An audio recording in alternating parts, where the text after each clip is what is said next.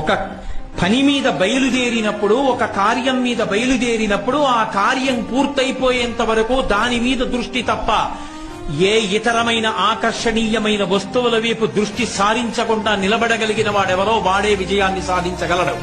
ఈ నాలుగిటిలో సంకల్ప బలం లేకపోయినా, సంకల్ప బలం ఉన్నప్పటికీ కూడా మంచి పనులు చేస్తున్నాడనేటటువంటి పొగడ్తలకి వశపడిపోయేవాడైనా, తను చెయ్యవలసిన పనులు చేసినా ఆ పనులు నేనే చేస్తున్నాననుకుని పొంగిపోయేవాడైనా, నిషిద్ధ కర్మల జోలికి వెళ్లి ఆకర్షింపబడి వాటి పట్ల హత్తుకుపోయేవాడైనా, వాడు తలపెట్టిన కార్యముల యందు వాడు కృతకృత్యుడై సమున్నతమైన స్థానములను అలంకరించలేడు.